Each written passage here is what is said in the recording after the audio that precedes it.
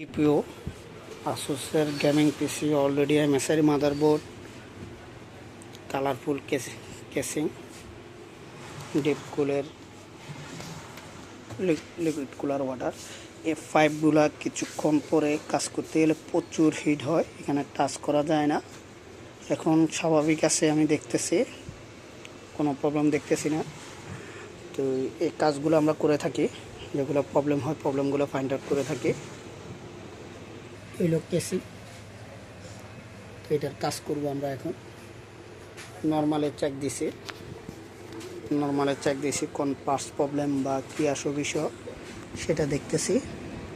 একটু যা সময় লাগবে সব কিছু মিলেই একটু কাজ করবে। র্যামগুলা চেক দিতেছি যে র্যামে কোনো মেসেজ প্রবলেম যদি থাকে এখানে প্রবলেম শো করবে। তো এই আশা করি কোনো প্রবলেম পাইতেছি না।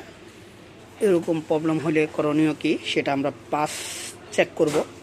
ধরেন র্যাম প্রবলেম হলে র্যাম দুইটা লাগাবো বা একটা চেক করব আর একটা দিয়ে।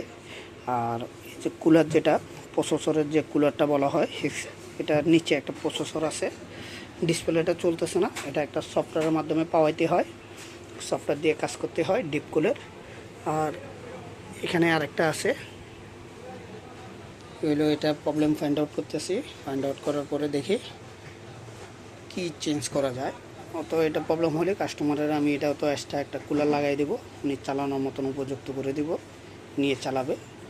আর এটা চলতেছে, এই প্রসেসরে এটা আস্তে আস্তে হিট হইতেছে, দেখা যাক কতটুকু টেম্পারেচার হিট হয়। পাইপগুলো নর্মালি ঠান্ডা আছে, আমি এগুলো কোনো প্রবলেম দেখতেছি না, স্বাভাবিক আছে, চলতেছে। তো চলুক, চাইলে আপনারা লাইট অফ করে দিতে পারবেন। এই যে লাইট অফ, লাইট দরকার নাই, চাইলে অফ করতে পারবেন, না চাইলে আবার চাইলে অনও করতে পারবেন। তো আমি অফ করে দিছি, এটার এখন কাজটা শেষ করে আপনাদেরকে অবশ্যই জানাবো।